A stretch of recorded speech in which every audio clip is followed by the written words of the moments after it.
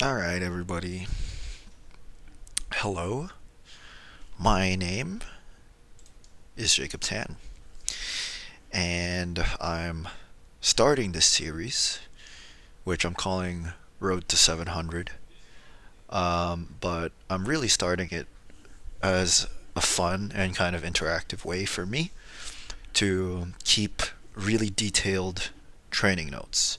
Because, yes, I do have a training log, and I do take notes in here, but, I've always kind of wanted to start a YouTube channel anyway, and this is a fun way for me to start one with it actually having a function in my trading as well. Um, that being said, um, it does kind of have the side effect of you all, whoever decides to watch this, following along the journey with me, but to be quite honest, that's kind of just like a side effect of me uploading these. I don't actually know if anyone's going to watch them. um, and not really the main purpose, at least as of right now, while I'm recording this. It's, like I said, just a way for me to look back on my training, kind of figure out what I was feeling for that week, and yeah, basically a more in depth training log. So, with that being said, um, let's move on to week one. I just have some notes here. Here are my paused squats. Um, yeah, I did this for a set of five, and the technique is feeling really solid, and they moved really well. I used to with my low bar squats, I used to have like a lot of hip shoot with them, but yeah, now it's now I sorry, it's really late and I'm kind of having trouble forming my words, I guess. But anyway, so there's less hip shoot out of the hole, and I'm able to use my quads a lot more, stay in my quads a lot more out of the hole, so I don't have that whole like squat morning pattern, which I think is really nice. Obviously, this could be due to the fact that I'm still in a rebuilding phase, so weights are pretty light still, especially because this was week one squat. Um, but all that aside, I am really happy with my technique and how squats are moving. There's a slight tilt to the side, especially when I go down. I have no idea why that's happening. It could just be like an imbalance in mobility in my shoulders or what. But yeah, I don't know if it's necessarily going to be detrimental at all. So I didn't get a pause squat for week two, but I do know that they moved well also, and they felt super good. They didn't just move well; they felt super good too. And it was pretty much a heavier weight, so I hit the target for that week, but at a heavier, sorry, but at the same RPE as the week before. I think it was like either the same RPE or zero point 0.5 higher, but either way, um, signs of improvement. So overall, I'm really happy with the direction that squats are going, and I really feel very confident going into week three, which is great. So next we can move on to my deadlifts for week one. I did these paused, or sorry, the way my program is structured right now is this phase. I'm going to be doing paused deadlifts and paused squats. The only thing that really changes is the reps. Um, and the only real reason for that is because I don't think there's going to be too much of a big difference in terms of stimulus if I do 4 reps in deadlift as opposed to 5. Um, but I don't actually have any evidence of that, so I'm not going to get into why. Maybe when I have more data, I will. But for now, we're just trying the 4 rep range for phase one. Um, Now, despite the fact that these moved really well on camera, they felt really heavy for the weight that they are. I In terms of pause, I can do way more, but like I said, I'm in a rebuilding phase, so I'm going really light. So not really too happy with the fact that these felt heavy, but I do understand why they did feel heavy, because I am just coming off of like an off season, technically, or like a big hypertrophy phase. So haven't really done I haven't done pause deadlifts at all actually over the past like 4 months, just getting back into them now. And also not heavy deadlifts, even though this isn't heavy. Um, but uh, they seem to be trending in a good direction anyway. Um, Coming into week 2, which I'll get to that later as well. So yeah, technique looks so yeah. I wrote down here. Regardless, the technique looks good. So I really don't have much complaints for deads either. Next thing I filmed really was yeah. So deadlifts for week 2. I remember on this day my outside variables were really, really, really crap. Especially the day before, like not much sleep. Really, all of week 2, my outside variables were kind of shitty. Um,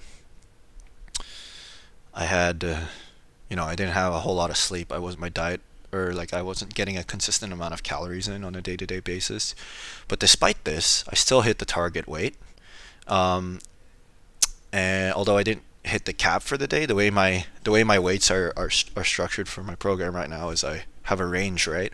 So I hit the target that I wanted, but I didn't go beyond that range, um, which I was planning to do. But I'm still really happy with the session because at the end of the day, I hit the target range. I didn't go under, and that's really all that matters. Even though it did feel heavy, but again, I knew the reason why it felt heavy, right? So Uh, what else? What else? Oh yeah, another thing I noticed too. I think this day would have gone better if I had like a proper warm up. Basically, what happened is just because of the way I managed my time that day, which I also need to work on. But um, the way I managed my time that day, I had to work out, do my heavy deadlift session straight after a 6-hour shift at work. I work part time as well as study, so yeah. Um, and I went straight into deadlifts. I didn't warm up. I didn't do anything because by that point it was already like 10 p.m. and I wanted to make sure I I went to bed at a reasonable time. Um, Reasonable, relatively reasonable time. So yeah, basically I deadlifted straight off of a 6-hour shift. And the job I'm doing right now is customer service, but since I work at a gym, for some reason they don't let us like sit down at the front desk. I guess because it's a gym, so you're not supposed to like show that. I mean, it might show that like the staff are lazy or what. I don't know. It's a really dumb rule, but yeah, straight off of a 6-hour shift. Even if I was able to sit, it's like kind of mentally draining. So maybe I could have warmed up first the body, but I went straight into deadlifts like just cold, like an absolute Chad. So that's probably another reason why they felt heavy. But yeah, deadlifts are weird this phase because even though they do feel heavy, they're trending in the right direction in terms of progression, microcycle to microcycle, like week to week. I don't know if I'm using that term right. I'm just using it to make myself look smarter. But yeah, um, yeah. So at least I can be very happy about that. Um, yeah. Oh, right. I guess I could talk about like my overall notes after week 1 and 2. I mean, overall, I'm happy. I'm happy with. Oh, I have no videos for bench. First of all, because I don't really record bench. Maybe I'll start recording them for next week.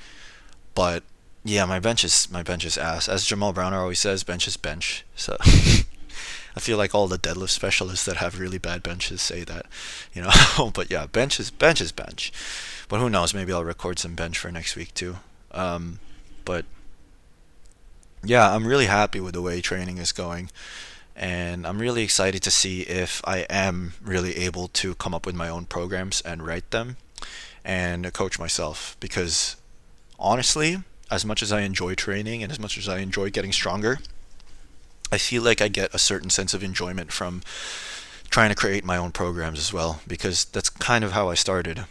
Um, I started out with the mindset that coaches were kind of expensive and also unnecessary, and that's why I started doing my a lot of my own research into programming, and then I realized it was way harder than than I thought. So I do like I can see now, like don't get me wrong, I can see now the value of coaches. And honestly, if I didn't enjoy writing my own programs as much as I do, even though they're probably doggy, even though they're probably really bad, but what was I saying? Yeah, even if I didn't enjoy it as much as I did, I would probably like invest in a coach. But you know, this is a big part of how I enjoy the sport, so I'm gonna keep doing what I'm doing and improve as I go too. So yeah, where was I going with this? Yeah, overall, super happy with these first 2 weeks. Hopefully, I can keep carrying the progress over or momentum. I keep building this momentum into week three. Some things I might need to do for week three better are control my outside variables. Sorry if you can hear my roommate, by the way, but yeah, control my outside variables and like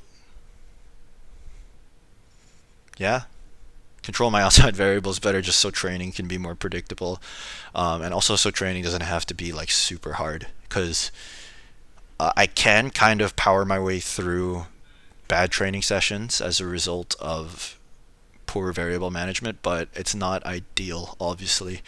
And I don't know if it has an impact on recovery, but I'm sure it does. So, yeah, now that's pretty much it. I'll see you guys next week.